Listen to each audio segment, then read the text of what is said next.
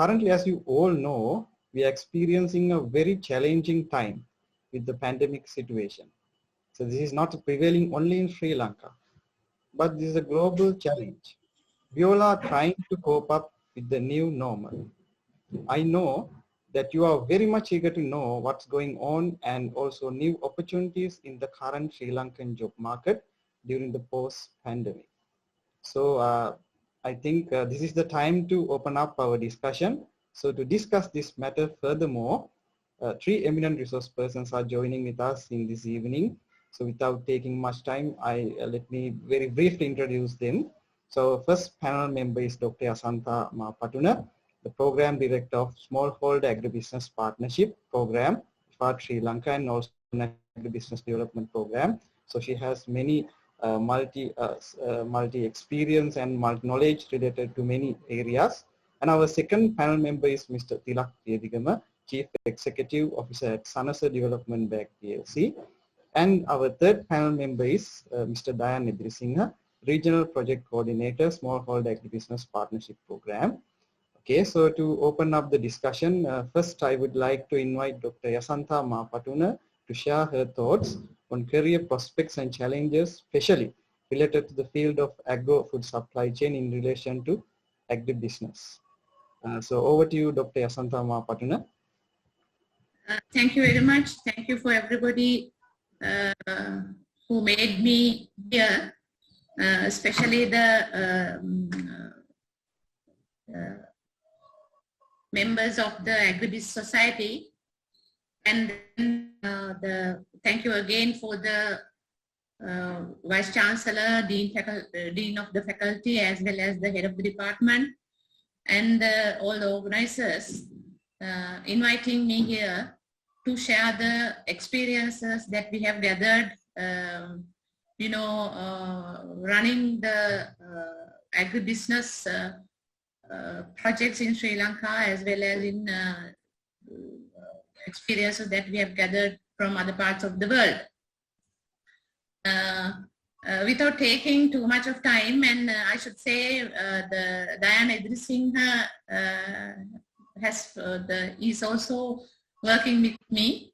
He may provide a lot of the related information with the projects, because he has been working with us for several months and have been a really good production from the YM University. Thank you to the staff who have made such students, and finally who have come to the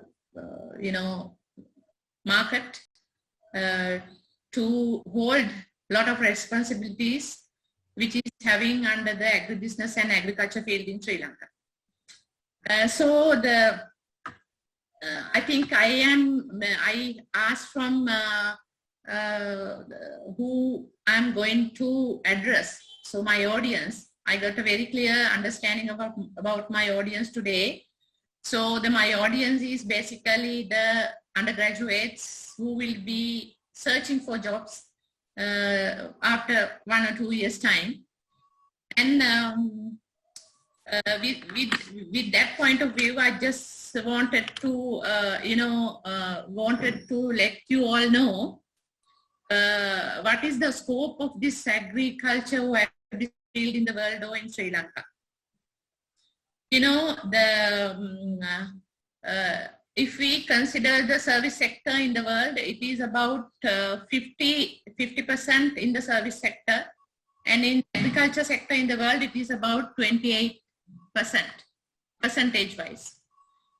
And then when it comes to Sri Lanka, 47% service sector and 25% agriculture sector.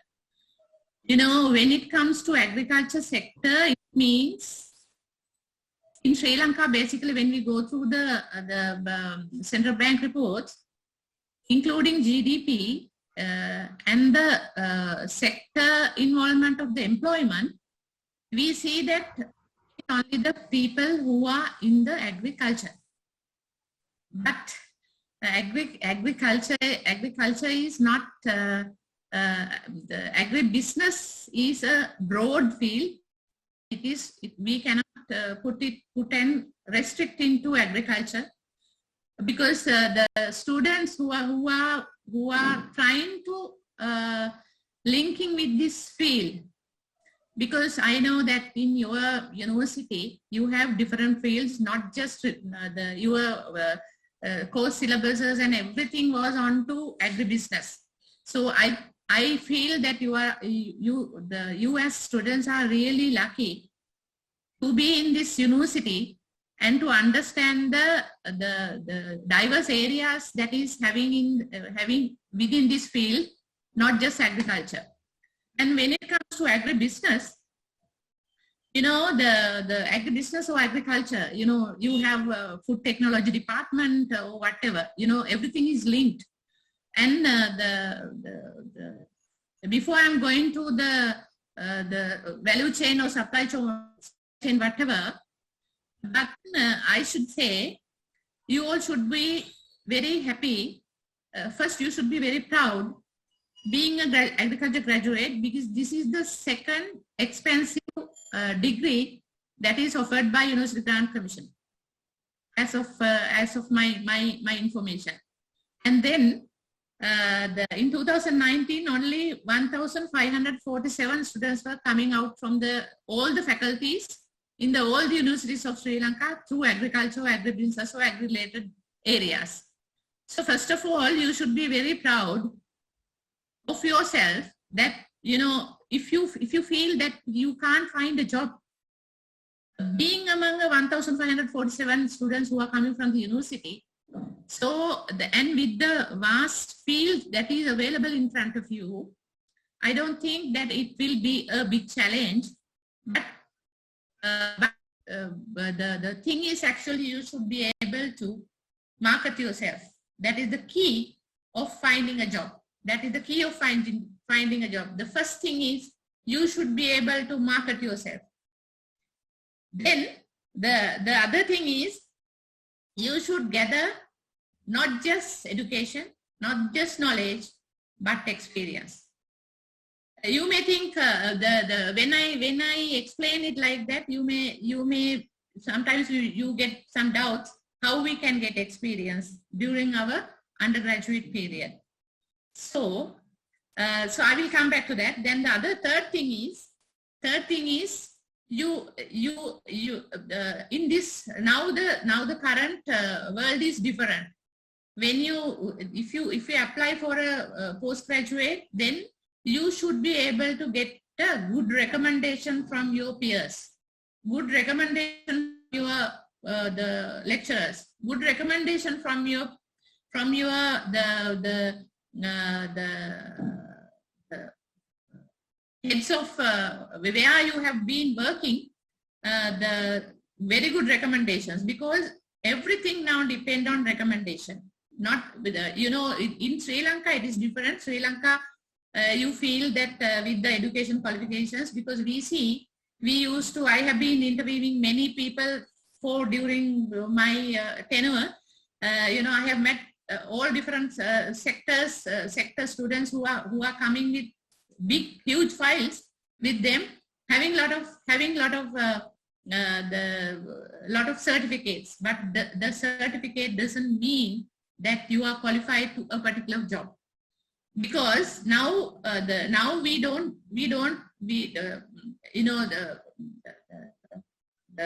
if organization wanted a qualified person, a doer, people look for people who can do, who are dynamic. You should develop all these characters by yourself to ensure that you should be able to go and sit in front of an interview board and convince yourself that you am competent to this particular job, because these are my experiences that I am getting. I have interviewed Diane Edirisinghe over online, but even through the online, I decided to enroll Diane Edirisinghe, who have come out from your university. This is one example I am telling. And one other person who also working with me, one Nimantha Kanuwana, you may all know. So I have interviewed Diane online, but still online, he could able to sell himself. That is marketing. So you should learn marketing yourself, not only how to market the products, but you have to think you as a product, and you should be able to market. So the main things that you have to develop is not just the experience, not just the qualifications now in the world, not only in Sri Lanka, but even all over the world. So you can't find a job without having experience, plus without being a dynamic person. The university education, I think people think the university education in a different angle. So university education is not making you to become an agribusiness graduate. No. So that is the difference between a graduate and a person who is coming out from the A-level as a A-level student. When you coming out from the A-level student, you have some qualifications to explore the world. So when you are in the university, you should be able to explore the world. There are adequate and enough information available, the utensils, tools that is available everywhere now. Now when you go to the computer, even in your phone, you have adequate information. But unfortunately, when we interview people, I should say that they are limited to the information that they have gathered from the university. So agribusiness is agribusiness or agriculture is not just a small sphere, it's a huge sphere. It is from the banking side to insurance, and then to the logistic management, and then the research, planting, whatever, because you are in a pool of opportunities, I should say. You are in a pool of opportunities, but the thing is you should be able to get the opportunities through your, being a graduate. That doesn't mean that you should become an agribusiness graduate. No. You should be able to, you should be very versatile. You should be able to understand pros and cons in your field. And what are the opportunities? What are the risks? I don't know whether you have still done any study by yourself. That is a self-evaluation. I wanted to let you know, you have to do a self-evaluation by looking at, do yourself a SWOT analysis and try to find out what are the opportunities and the threats in front of you, and to see because this sphere is very big. So you have to understand the agriculture not as an agriculture, as an agribusiness. So you are very lucky to sitting in a university which you get a lot of agribusiness, the foundations, agribusiness related foundations, not just the agriculture related foundation courses. So then I'm sure that you have given a foundation knowledge and experience through your professors and lecturers. You have a very good panel of professors and lecturers in your university. I'm pretty sure that you have got that information. So with that point of view, you have to sit and understand what are the opportunities available in front of you. So if you take a value chain, you are very familiar with the value chain from the production up to a consumer. So it is a value chain. It doesn't mean that production is a value chain. No. And I have read several personalities who have coming out from the universities or after the postgraduate in US, UK or whatever. A lot of Indian graduates who have gone back to their the home country and to the working with the smallholder farmers and doing doing extraordinary things. They do revolutionary things in their after having the knowledge. If you just think because you are having the knowledge and experience, but these poor farmers who are in the field, they don't have that experience. They are not getting that experience. There is no access for them to go and get that knowledge and experience, but you have that experience. Why don't you share your experience with the farming communities in the field and try to find an opportunity to become an entrepreneur? Most of the university graduates now trying to enter into the government scheme That is the dream of most of the students because you feel that it is very secure. But I should say, because I will let you know very briefly who am I. So I started my degree. I'm a bioscience graduate, and I did my specialty on zoology, and then I did my PhD on biodiversity and conservation biology, and my postdoctorate was on green business. So how I been traveling from one end to other end. So then where I have been worked. So I joined to the university, and then I joined to the National Museums Department. You may not think why I am sitting in the National Museums Department as the staff officer after having a zoology degree. So there, it is a place where you can do a lot of research. So the PhD was on conservation biology and the taxonomy and the environmental sciences. So I did my PhD. I have got my opportunity to do my PhD in UK, but when I go to the university, in one of the universities in UK, I had a personal discussion with the panel of, before I enter into the country, before I request my field, my first request was to, please allow me to do my field studies in my country. Then my supervisors asked me to find a problem which is available in your country, then we could be able to, if you can justify it, if you can defend it, then we should be able to provide you an opportunity to do your research part in your country. So I did my research for 1.5 years, nearly 1 year and 3 months in my 1.5 years in my country, and 1.5 years I got a split PhD, because I didn't just go for a PhD, because I wanted to learn, because I wanted to apply my learning back into my country. That was my desire. So I'm sharing my experience with you to understand what you should do, because we see that there are many people who are coming out from universities and do their postgraduate, and they come back to the country. But unfortunately, the facilities which you get in those countries, you won't get in our country. No laboratory facilities, no those facilities in our country. So sometimes if you do a subject where you cannot apply your expertise in this country, then you are like, you have experience and you have knowledge, but you can't apply it. Because I am telling this, agriculture is application. Agriculture is not just the bookwork.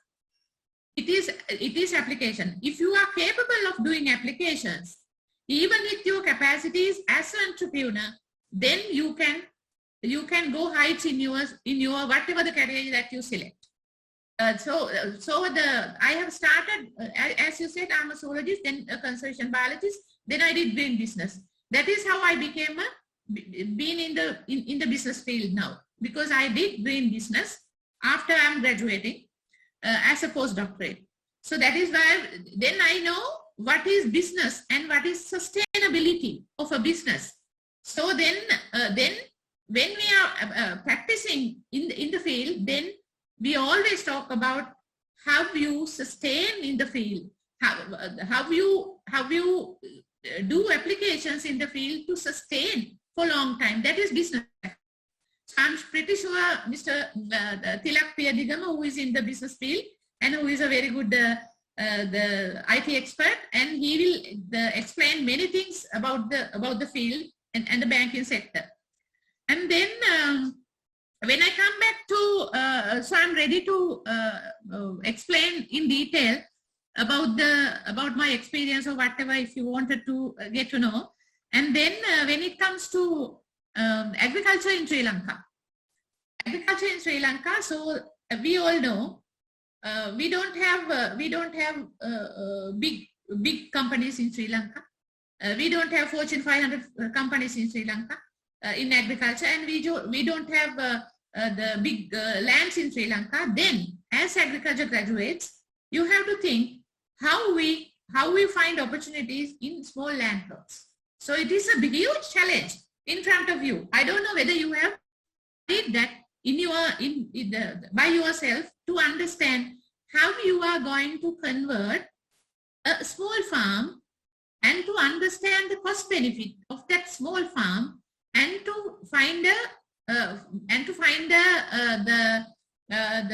opportunity with a group of farmers and try to link with the supply chain. You know, when you do agriculture, it is not just farming. When you farm, you have to first think how to sell. Like when you in the graduation also same. You are investing your 4 years of your life in the university, and you have learned another 13, 14 years in your school. It is an investment. I should say it is an investment. Then you should think whether I have correctly going to use my investment in future. So everything is plus and minus. You know, everything is cost. The balance sheet. I'm pretty sure that you may have learned about balance sheet. So if you wanted to be a good, find a good employment, then you should be able to find the opportunities which is available in the system.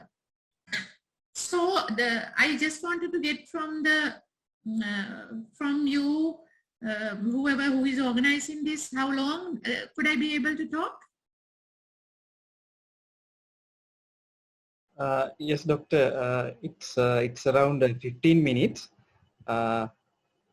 Okay, I wanted to go to the pandemic, and then I will just give some brief about opportunities which has arises through the pandemic situation under the agriculture. We all are facing the pandemic situation, and in the world, everybody is facing the same thing. And at a glance, you can see now the logistics has become a problem. The people are growing, but the consumers are starving, because there is no link between the consumer and the farmer, and there is a huge vacuum in Sri Lanka as well as in the world for digitization of agriculture. You know, those are the areas that you can master and you can learn, and you can and those are the areas that will be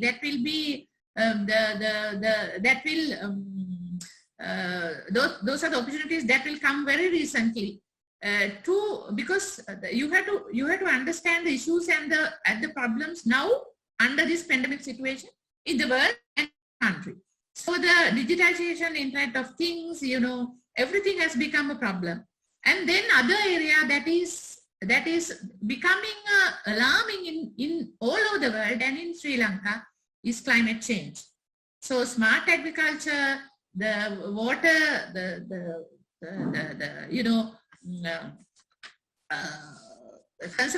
conservation of water efficiency, regeneration agriculture. Now we are talking about the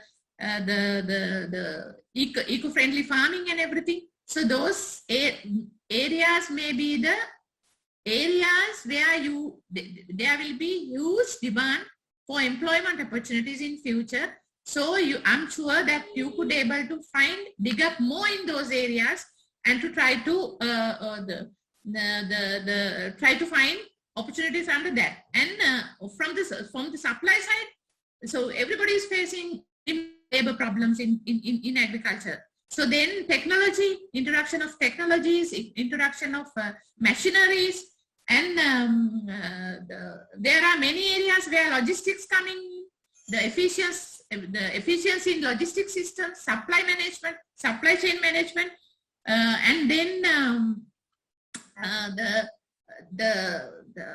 in Sri Lanka as well as in all over the world, the land plot, the productivity enhancements.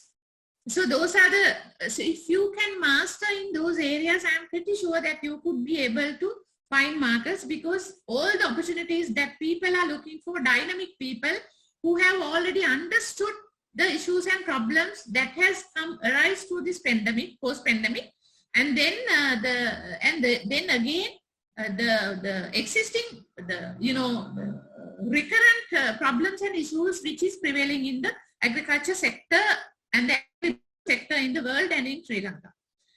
And from the demand side, there is a huge demand for nutritional food, for healthy food, and people look for the certifications. So those are the areas, if you can find jobs, there will be adequate and enough jobs, opportunities available in the world and even in Sri Lanka for certification, standardization, auditing. All these things will come up because people look for traceability of food. To do traceability and to be more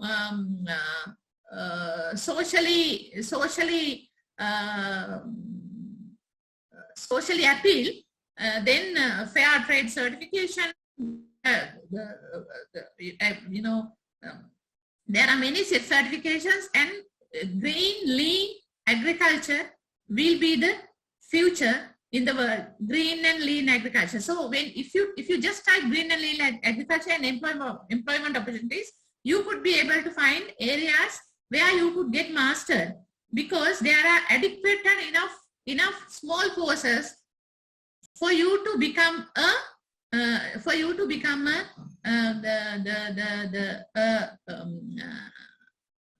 become an auditor in the whole value chain or whole supply chain. I'm not just talking about the production, I'm talking about the whole value chain. There are adequate and enough opportunities in that sector, because everybody is looking for the nutritious food, the environmental friendly food, clean food, that is sustainable food, sustainable business, triple bottom line, people, planet and profit is the key area. If you go to the top the 500 companies in the world, so they stick on to the triple bottom line, people, planet and the profit. It is not just profit. That is why if you are trying to go into trying to find the employment, then you can find employments in the areas where I have just opened up ideas. And then insurance and banking field, there is ample and enough opportunities in Sri Lanka. Even if you wanted to open an insurance company into agriculture, I'm pretty sure that that opportunity is there. So as a group, you can think of that and start a small company or corporation. You can learn from Africa, from any other countries, how they have built those. They have not built by big companies. You should be able to raise funds, because there is a huge, one example in Sri Lanka, what is not Uber, what is the other one? Sri Lankan one? So Picme?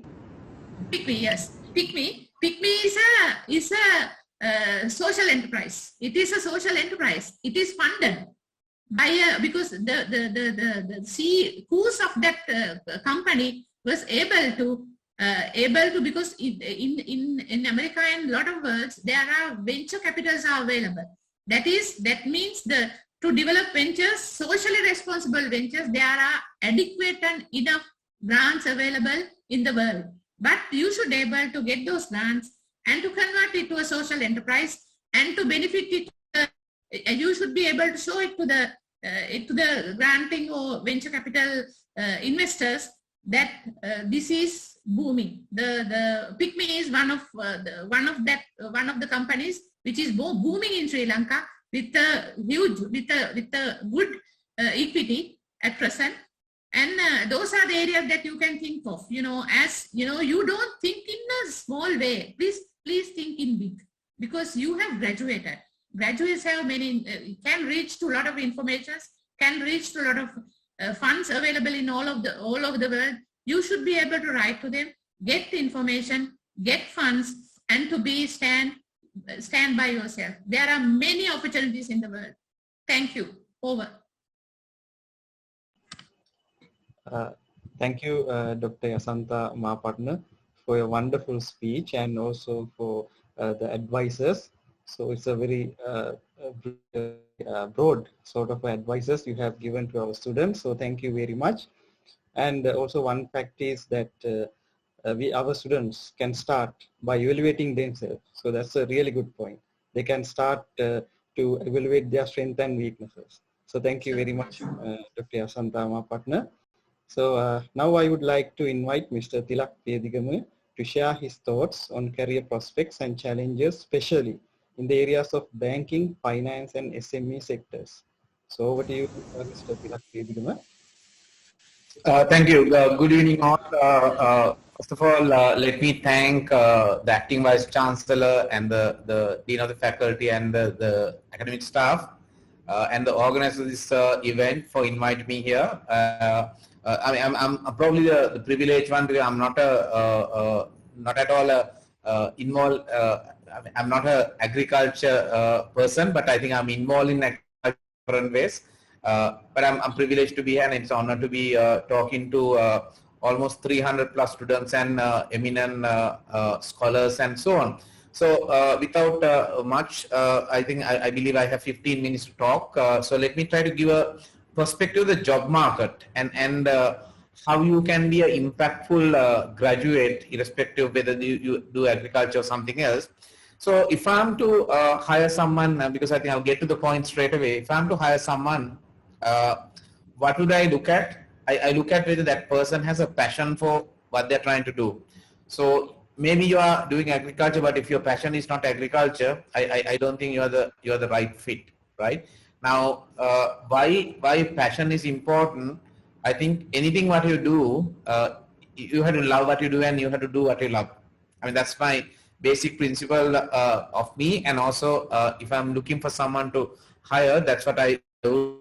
So keep this in mind, but again, I think I'll come back to a few of the practicals in what we spoke. Yes, we are going through a difficult time because the COVID-19 outbreak has given us more challenges than what we had. But you are not actually alone. So when I was of your age, probably when I was about less than 10 years old, the first JV uprising was going on in the country. So it was as bad as the same thing what you're experiencing now, but it was a poor developing country at the time. So we have come to this upper middle income level. So that way I think you're a bunch of lucky people, even though you think it is difficult. Actually, it's not at all difficult. So don't get panic. You always can find jobs. And so always when there's a country's GDP is growing or at least even stuck at the current level, you will find job opportunities. But I think the situation where you are in and where I was not in, so during my time of looking for employment specific, there are only few jobs that was available. I did not have a choice. By the way, if I'm to give you a bit of background of me, I'm not a banker. I'm an engineer. I'm graduated in electronics and telecommunication engineer. I became a banker by accident. So you never know. Even though you are a agriculture graduate, when you come out of the university, you might end up as a banker too. Let me also justify why I said this. My head of credit, the most senior person approving credit, is an agriculture graduate in DB Bank. And my head of SME is an agriculture graduate of SDB Bank. So just because you think you had an agriculture degree and you want to do any agri, I think probably you are mistaken. You have a lot of other opportunities in many fields. So if you have the right passion, if you have the right attitude, I think almost every sector of the economy or every industry would look for agriculture graduates for different reasons. Okay, if we take the banking sector, SDB Bank particularly heavily focus on the SME sector, and agri is one of those larger areas of focus even for the bank and for me. We do a lot of interesting to work with the agriculture sector, and so that way there will be opportunities in the banking sector for all of you.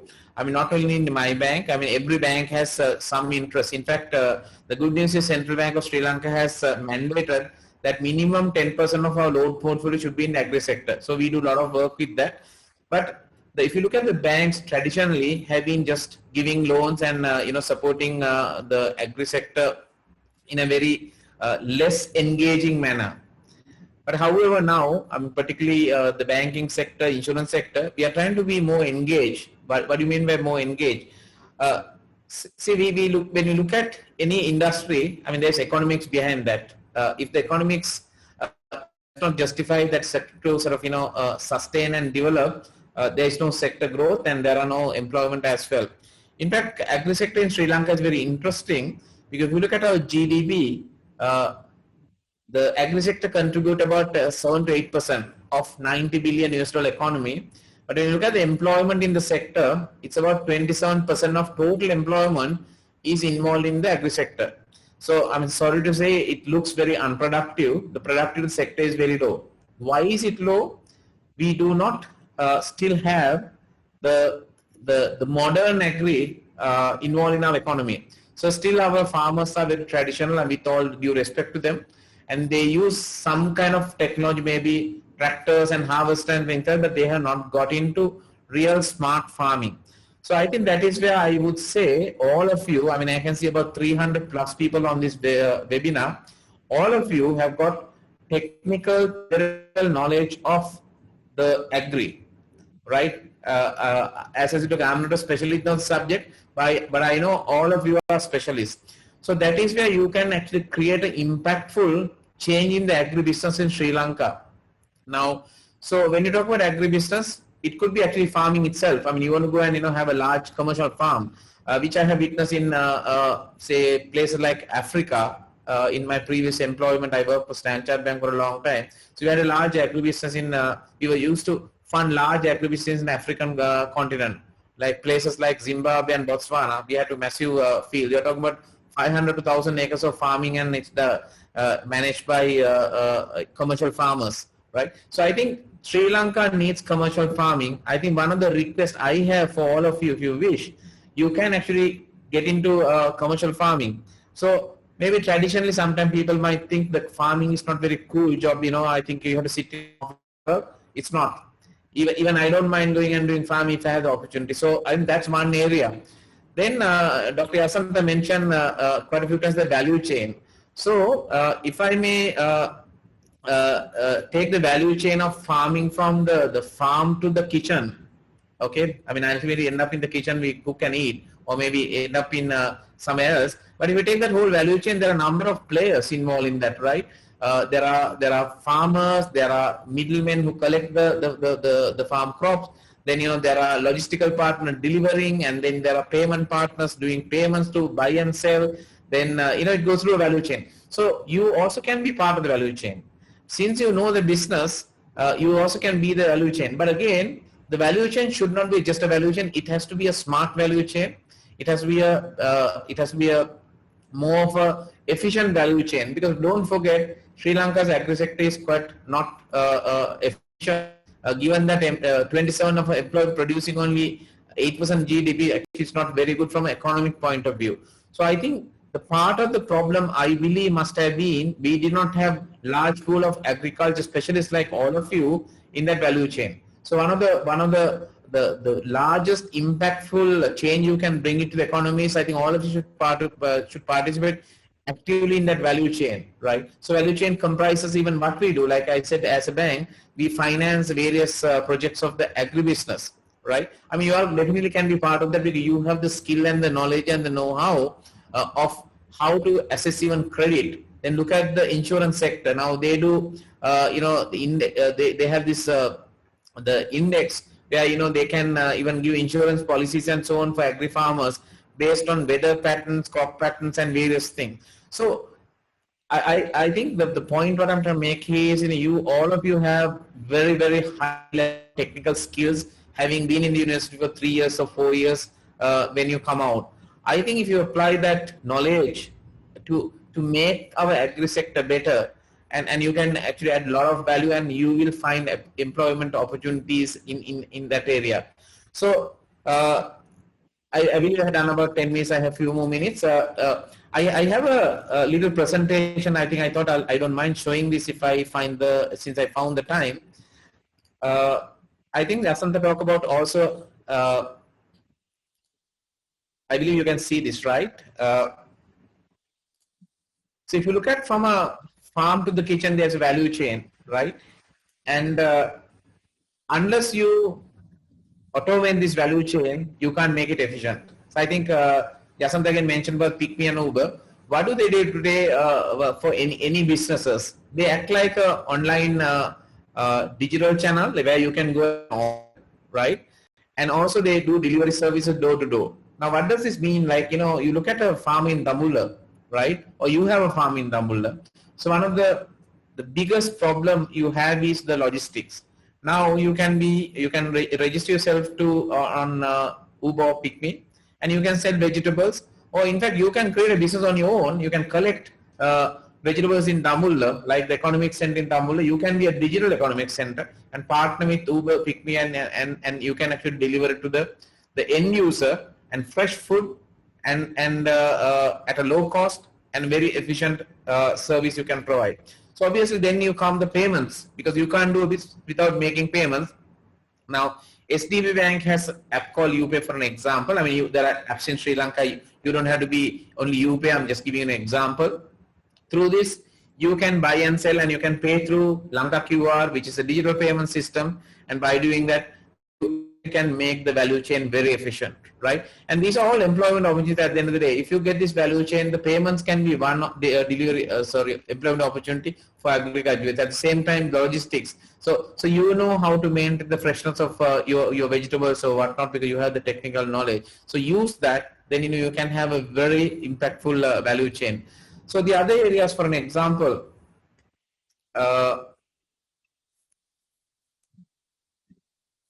using high-tech equipment. Okay, I don't think in Sri Lanka these are being used. One thing is it's costly, but banks like SDB Bank actually finance this kind of equipment. I mean, I said, look, we have done harvesters, tractors, high-tech equipment. And also if you get into smart farming, if you look at good old days, the tractor is a tractor, but today the tractor is connected through internet and so on. It collects data. It can collect the temperature, the weather patterns, and so on. You know, if you go through this whole chain, you can have a farm management system, seed optimization system, and so on. So, you know, bring technology into the farming. I'm sure in your studies you may have done that. So if you bring all that, these all again employment opportunities. It's not only just the traditional farming and, you know, work for research organization or university. You can add a lot of create new jobs, new value chains by bringing technology. So I think it's more of that's what I want to say to all of you. But just to sum up, technical knowledge what you have learned in the university is actually one aspect. That's basic, that's given. But when you come out to the employment, right, whether you run your own business or whether you join another organization for you to get employed, I think there are few attributes. As I said, look, you have to have passion, you have to have the right attitude, you have to have the soft skill of working with teams on your own, and also you are looking at the commercial aspect of the business. All that can make you a better person. And just to end, once again I want to thank all of you for giving me the opportunity to speak to such a wonderful bunch of graduates or to be graduated. And I mean, I'm happy to take question and answers later if there's an opportunity. And I wish all of you all the very best in your future endeavors. And also I wish all of you would contribute to Sri Lanka's economy and make this agribusiness more productive and more meaningful, and actually a more commercially better area of our economy. By doing that, I think you are making a real difference. Thank you so much. Thank you, Mr. Tilak Piyadigama, for such an eye-opening session speech for our students. So as you mentioned that we have to think about the productivity and the smart farming, and actually it's really good concept, and we have to be a part of the smart value chain. So thank you once again. And also we have a separate Q&A session. So I think our students are ready to, they are readying their questions to ask from our panel. And next I would like to invite Mr. Dayan Edrisinghe to share his thoughts regarding the entrepreneurship and venture creation aspects. Over to you, Mr. Dayan Edrisinghe.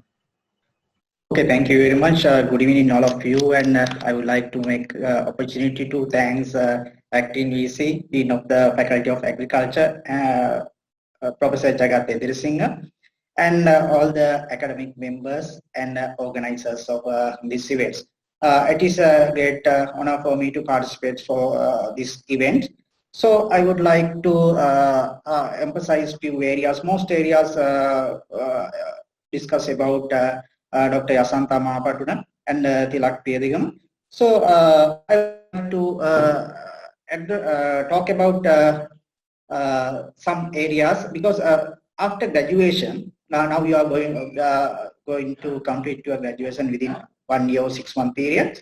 After that, all of the students try to find jobs in government sector, or otherwise 2, 3, 4 main agribusiness companies in Sri Lanka.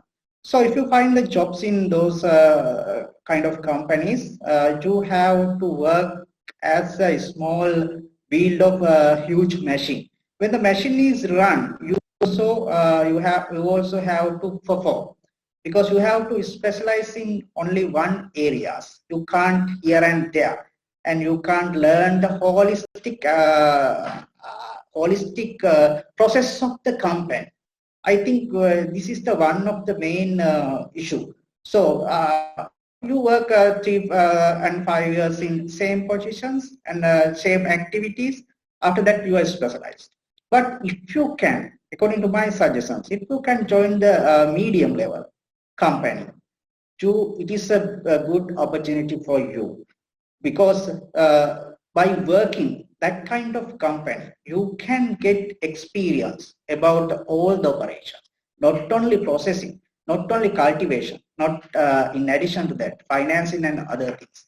You can be a master. I think it will be a good opportunity for you, but most of our graduates don't think like that. I invite you to think to see the opportunity, because why I am saying, as you know, under the present situation, most of the companies, agri companies, also have to limited their operations because of pandemic situation. So the issues in the there is some problem in recruiting the new employees in future. I think 1 or 2 years. So you should because of that reason, you have to think other alternatives. We should understand these situations. So because of that reason, I would like to propose to see other opportunities. So in addition to that, under my topics, I would like to talk about the agribusiness. The most of the graduates, as I mentioned early, you always try to find the employment opportunities in the government or other companies. We also thought like that. But now you have opportunities to start the agribusiness in especially in some areas that were talked by that Mr. Tilak Piyadingam and Dr. Yasantha Mahapatuna, food logistic areas. Because so if now we realized during that period, we realized that if the foods are available in the Nuvarelio and Radhapura, whatever that's produced in areas, but we don't have we had issues to access it. So now people try to think if you can produce foods near our villages or our homes, we can access it now. Because earlier people are used to, according to Sri Lankan system, used to go the market and buy the fruits and vegetables. The normal, maybe a normal market or supermarket. But now people are try to think other way. As I mentioned, mentioned by the Mr. Tilak Piyadingam. So we can think how we can introduce way to deliver the foods and other way as an example. So, and in addition to that, we can think if you have built some consultancy to develop some polytunnels, maybe a polytunnels, so other structures to grow the fruits within the home. But we should understand, people don't have time. So we can develop some mechanism. As you know that in the urban areas, the floriculture companies, they arrange flowers in different office, and weekly they change it and give for another office, like that. So that kind of approach we can introduce. I know I talked with one once. What he did, he normally cultivate the vegetables in village in Antadhur area. After that, when the vegetables is ready for flowering, they bring all the fruits, all the plants to Colombo and deliver to the flats. Most of the people purchase it by getting 350 to 500 rupees for one plant, because they like to do it, because they are interested to get harvest from their own crops. So you also can think like that. In addition to that, I'm talking about other areas. The most of the companies, in not only Sri Lanka, in other countries also, give priority to develop the cultivation medias. During quarantine periods also, most of the who are engaged in producing the media, growing media, get huge business opportunities. We should learn that. We should understand those kind of areas. So you can develop some products. In addition to that, according to the changes of government policies, now there is some restriction in import fertilizer. Now you can think how we can utilize this kind of opportunities to develop new products and become a good entrepreneur. Though I mentioned few examples to think. You have to think new areas. New areas? So on the other hand, if you learn, we should not specialize in one or two areas. When you find the jobs, you should learn. You should have other 2 or 3 alternatives. As an example, you are joining with the bank, and you are joining the banks. You can study about the banking and other things. But in addition to that, you should find 1 or 2, at least 1 other specialized areas to specialize your knowledge, because we don't know about the future risk. If there is a risk, when the risk is come, you have more alternatives when you have when you are specialized in different areas. It is under this situation we can realize it. So in addition to that, always try to, you are doing the agribusiness, you can you have very vast areas to learn.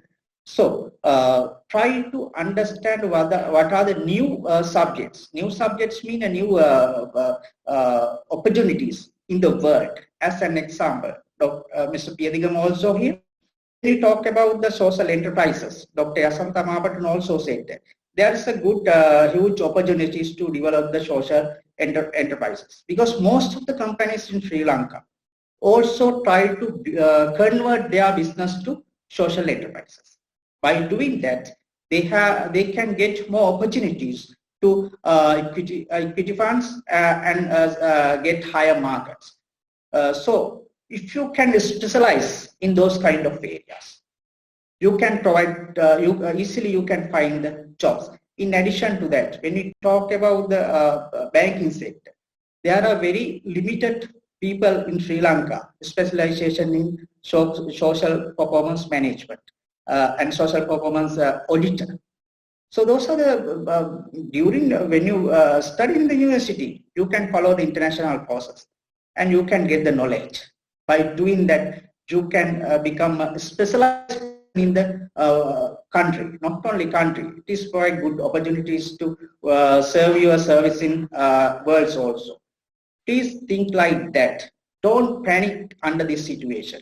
When I explain my career, I am very interested in the microfinance. that time I joined with the HNB and conducted my research in microfinance. Then when I finished my graduation, I got the opportunity to join to HNB. But that time I signed the agreement with the United States Department of Agriculture projects. So I entered that projects. And after that, I did also rural development. When I work in the international NGO, I realized that time to time government policies and other things change. With this change, there might be some risk in our jobs. So I try to learn other areas.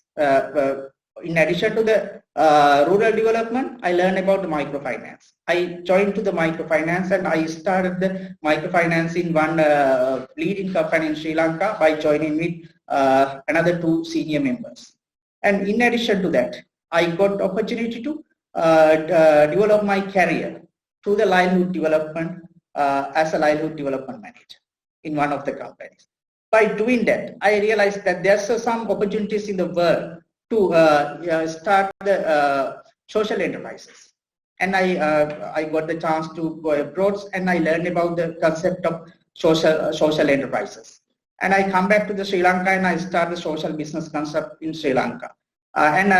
During that time, I was able to develop one plan for the one of the largest bank in the HSBC, and it was able to win the CSR Merit Award for that project.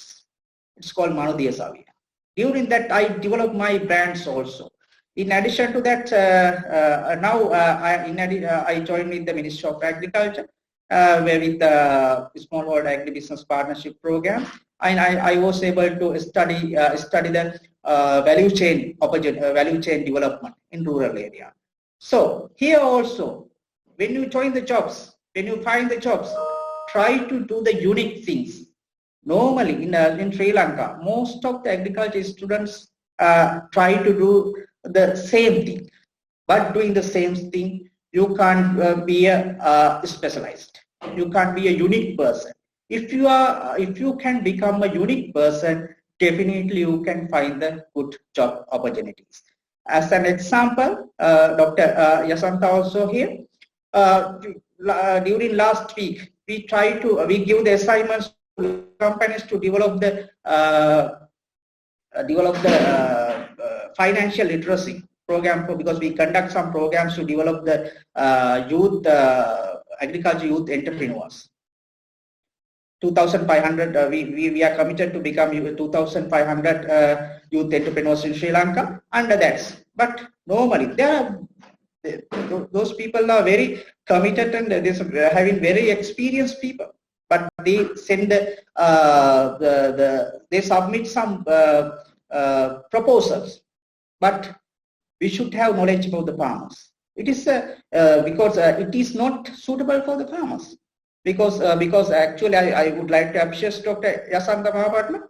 That time he said that this is not good for the farmers, because we should introduce the thing for the farmers. It should be useful.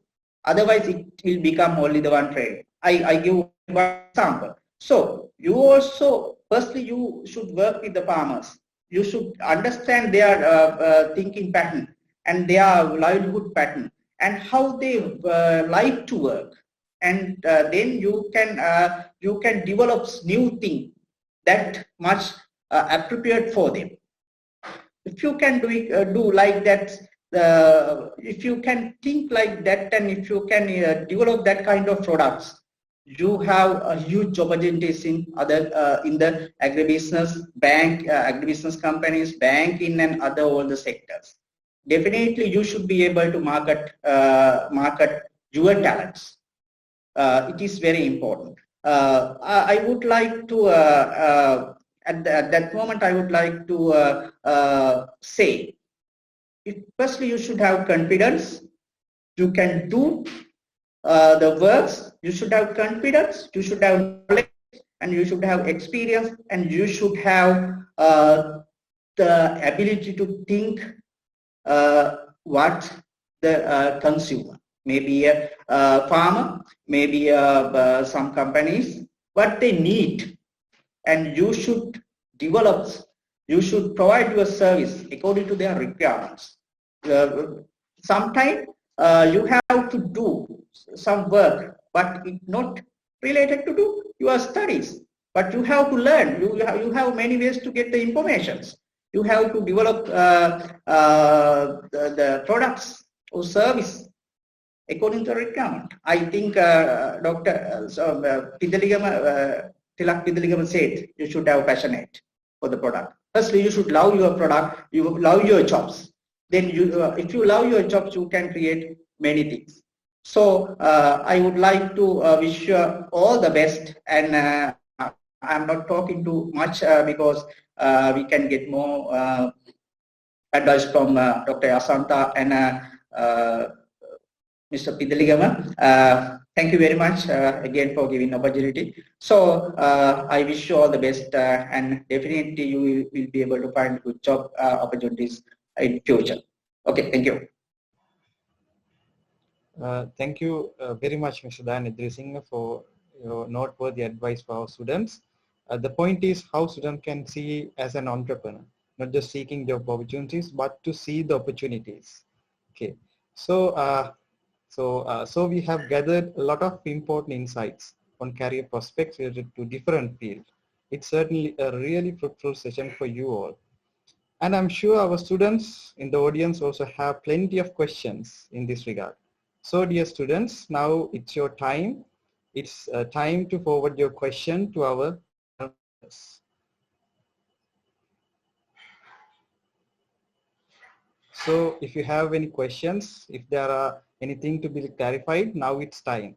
So I would like to advise you. So this is a good opportunity for you. So if you have questions, you can forward all those questions.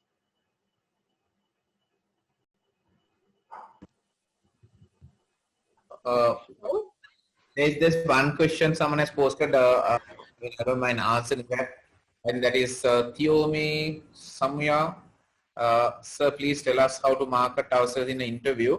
I'll just take a few minutes to say that if I'm to go interview someone, I mean, as I look, I'll look for these passionate people.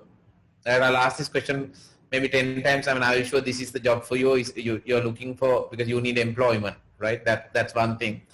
And at the same time, before you go for an interview, I mean, I would like you to say that, you know, prepare yourself. When I say prepare yourself, not to just only express yourself, you know, I got a degree in agriculture or whatever.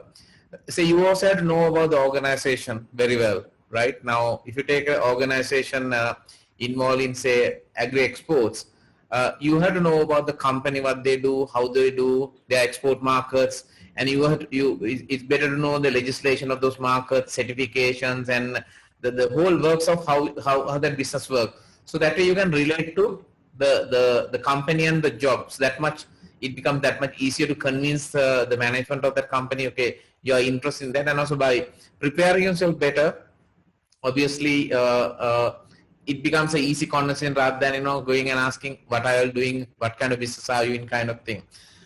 So that will be helpful. And also, I think all of you, I would strongly recommend go and sign up to LinkedIn if you are not already there, and you know, do a marketing yourself. You know, things that you have done in the university. I mean, not only your academic stuff. You may have done sports. You may have done clubs, and, you know, various other things. You know, put a interesting profile of yourself. And also, if you know about LinkedIn a little bit, you know, there are algorithms working. If you go and do a keyword search, you can come on top of that list and ensure that you understand these little things and, you know, create one. That will be one way to look at. I mean, those opportunities may not be only in Sri Lanka, probably in UK. Those opportunities can come from other countries as well, because we are in a connected world. So half of the population, or more than half, in fact, 66% of global population is connected to internet. So you never know where your opportunity can come from. You know, may not be in Sri Lanka, maybe somewhere else as. So that's a little bit of that.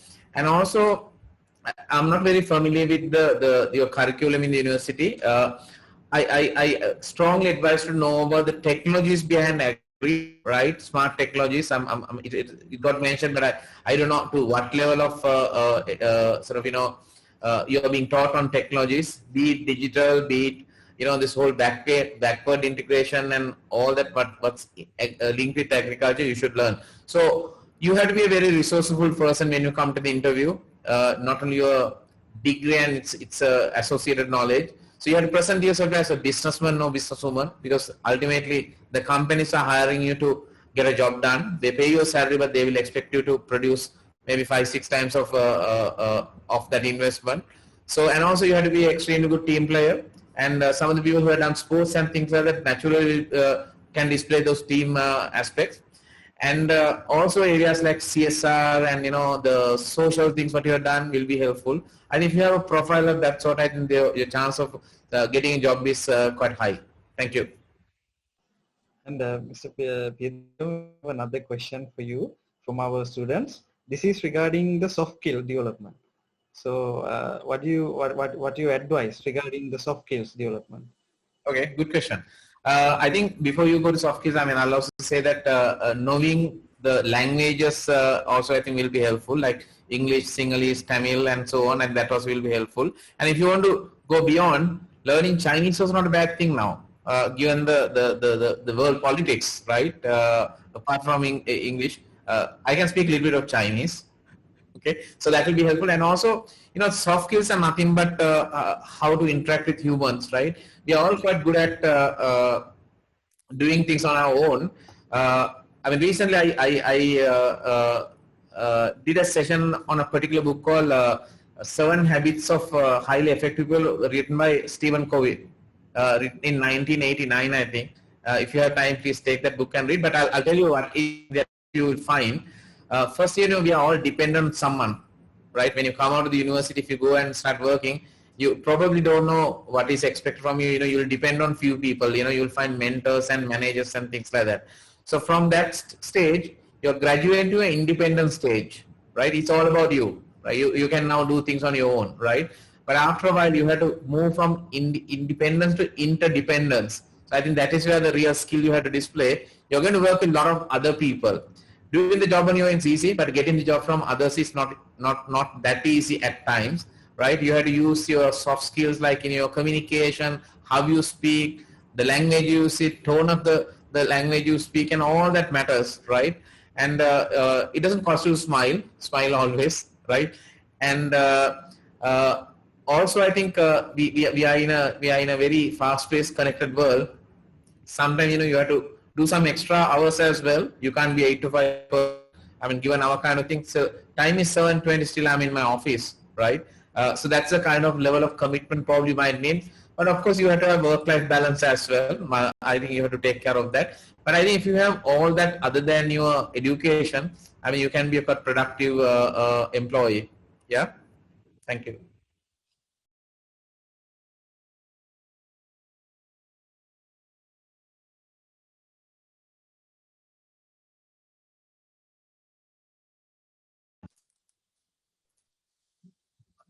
Sir, there is another question. If someone interested in applying to Central Bank as an agricultural graduate, how they can apply for that, and what are the possibilities that applying as an agricultural graduate?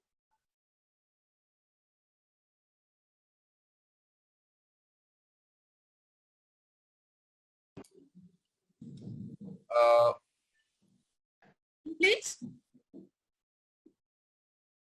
Hello. Yes, doctor, we can hear you. Yes. Yeah, I wanted to get it again from the person who have raised it. Hello. I couldn't catch it. Hello. Yes, we can hear you, Varni. Yes. There is another question. If someone interested in applying to Central Bank as an agricultural graduate, how they can apply for that? And what are the possibilities that applying as an agricultural graduate? Actually, the Central Bank, time to time, they have, it doesn't mean that you will get an agriculture degree or whatever, but they call for time to time interviews. So you have to look through the gazettes and see whether the opportunities are available. And that is again simply as when you apply to a government institution. There is no difference. Have you got the adequate, Varuni, have you got adequate? Yes, madam. Thank you. Excuse me, madam. I have a question. Madam, when we consider the agriculture value chain and when we map or analyze the value chain with the necessary figures, we can see many gaps in the functions and the activities. So these gaps or the critical factors could be converted into entrepreneurship opportunities, I guess. So if it is so, what kind of support that we can get from the business world as newly entering entrepreneur?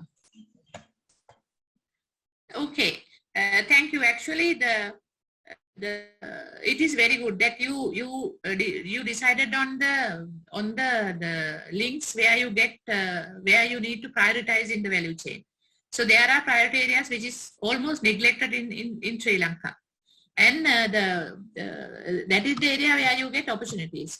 So if you can develop a proper proposal, so there are even through a bank, if it is the revenue generation, a venture, then for sure you could be able to address to any bank with a good proposal. Then I'm sure that any bank will not reject any of these, any of the proposals. I'm sure that Mr. Tilak Piyathukama will respond to it better than me. And if they have judged it as one of the key areas that this particular value chain to be survived, then if they can see the business opportunities within that, no investor will reject it without providing facilities. So I wanted to get some feedback from Mr. Tilak Piyathukama as well for that, as a banker.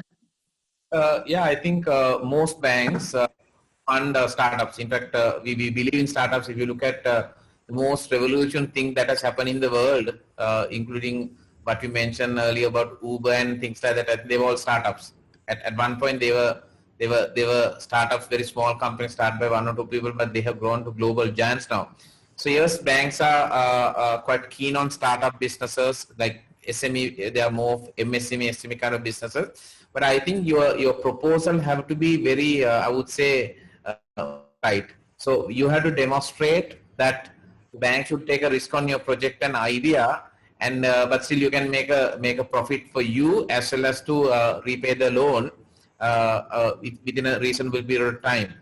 So the skill that you are sort of demonstrate is not only the subject that you know, you also know how to convert that subject expertise to a business venture with a P&L, right? You have to have a profit and loss account where you can demonstrate that you will make profit not the first year or second year, maybe third year. Then you will also demonstrate that you understand the finance, the numbers, right? So when it comes to business, is nothing but you have to understand your numbers, right? Now, I mean, I do a lot of digital work, but at the end of the day, digital also has to contribute to a profit-making venture, because if not, we will not sustain the business. Plus, we will not be able to generate employment. Okay, so I think there are a few things startups can look at. Now, if you take, we mentioned about Pick. If you take PickMe, their core strength is nothing but a digital app. So that digital app can connect drivers and riders and all sorts of partners. So by doing that, they create employment for those people. At the same time, they have created flexibility of those jobs. Like I can decide if you want to ride a taxi now or for a few hours, drive a taxi for a few hours or the whole day. So it gives you flexibility as well. So I think when you do startups, I think about some of the concept that has been developed and has been successful in your area of your startup venture. So probably that can help as well. So at the end of the day, I think anything that you do has to make business sense. As long as you can demonstrate, I think definitely you can get funding. Thank you. Thank you, Madam. Thank you. There is a question by Duvendra Disanayaka. He's asking about the services opportunity in Sri Lanka. Sorry, can you repeat the question? I didn't hear the second part. So he's asking about the social enterprises opportunity in Sri Lanka. Well, I think definitely there's a huge opportunity, but you know, I think the way I look at it is any enterprise, be it social or otherwise, I think you have to find a major business problem, right? That business problem can be converted to a opportunity. If you take PickMe as an example, it didn't do anything different when you really look at the use of it. It's transporting people from A to B. Right, the former taxi company did the same thing, but it brought a lot of value. You can order your taxi to your doorstep, which you could not do area so easily, and it also gives you the few other elements like who is the driver, vehicle number, and the type of the vehicle, and also you also have the ratings of the driver and rating of the vehicle and so on. Right, it gives you more predictability. It knows that it will arrive at 8:47.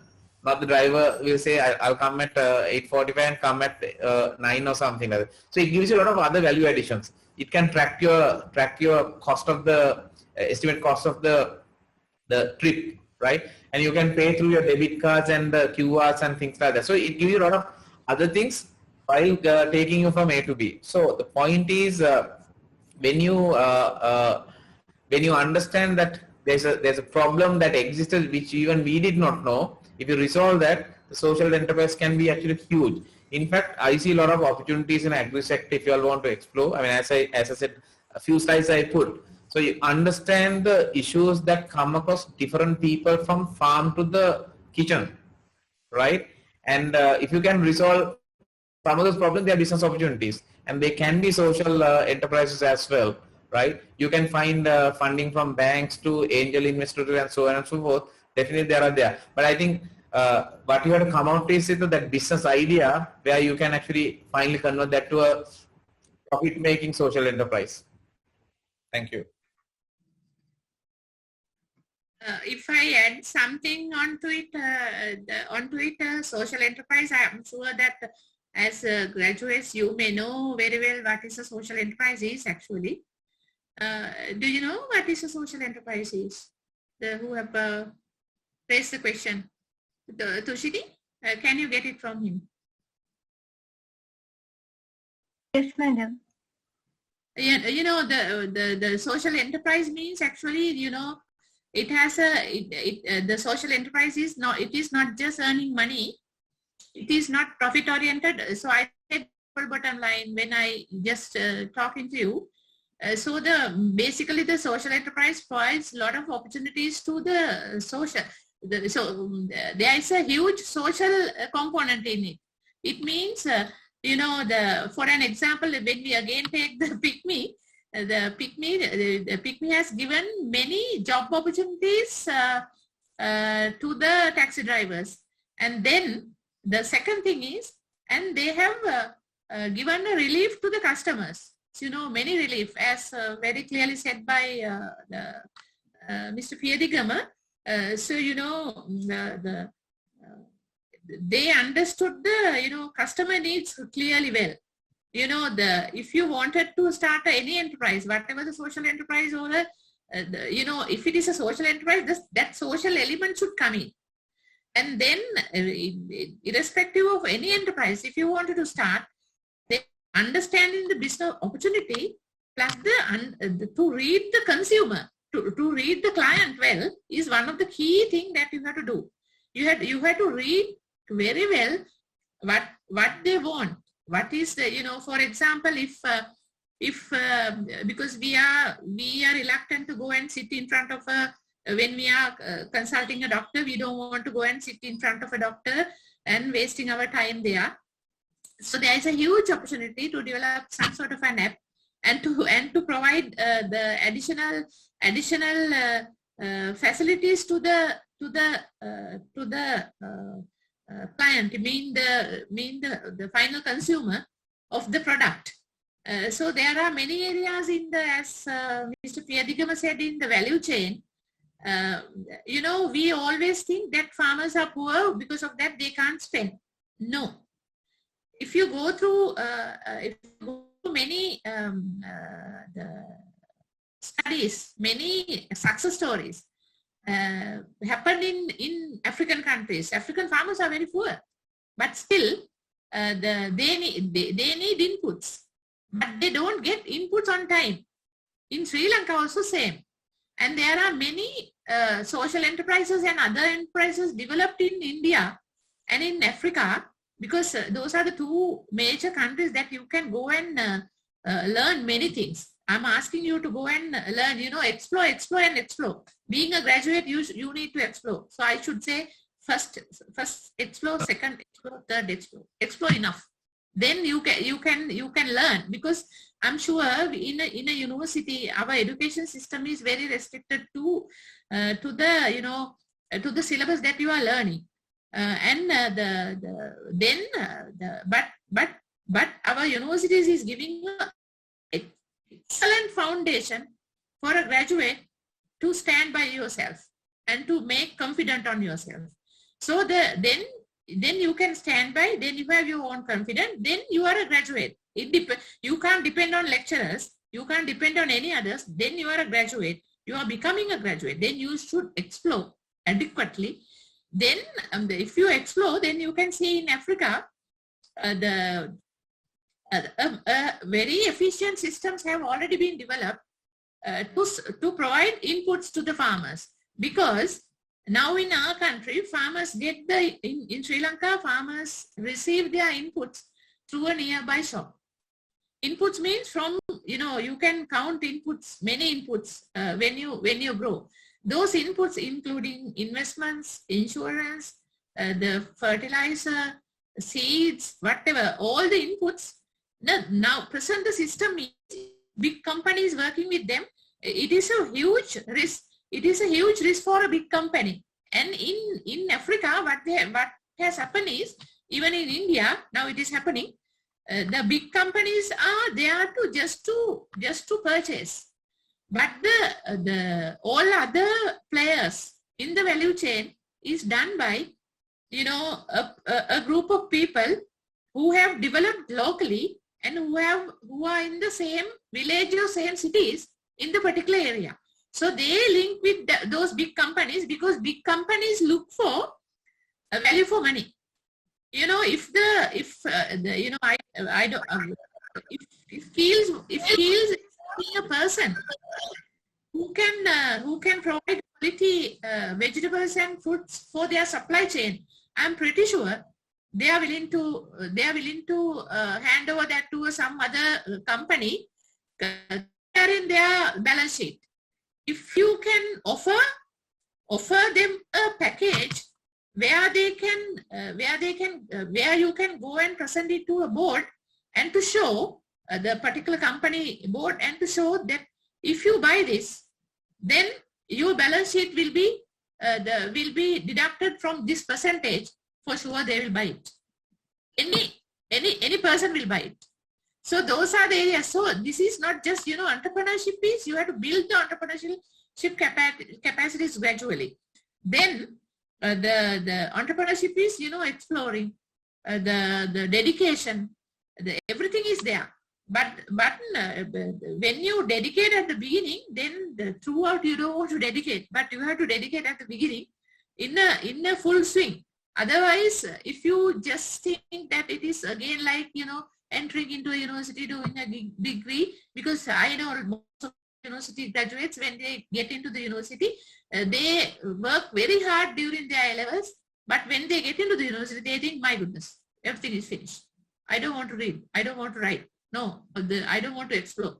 That is the situation. So the university life for 4 years or 3 years is the best time that you wanted to explore and you wanted to find, because there was a question from I saw one question here.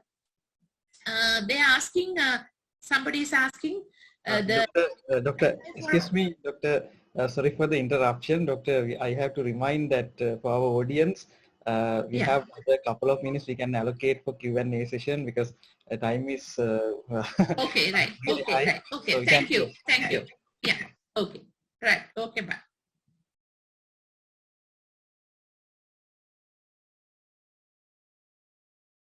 Yes, Doctor, you can can answer that question, the final. Okay, yeah, there is one question over there, and he is asking, he has applied for a job, but because of lack of experience, that is what I wanted to let know, because sometimes you may have passed the time now already. When you do a research, you do it, for the sake of doing a research. That is the problem. It should be your passion. When you enter to the university, I said at the beginning, only 1,500 people get this opportunity. And that is the second highest, the cost involved degree offered by Government of Sri Lanka. It's a scholarship for you.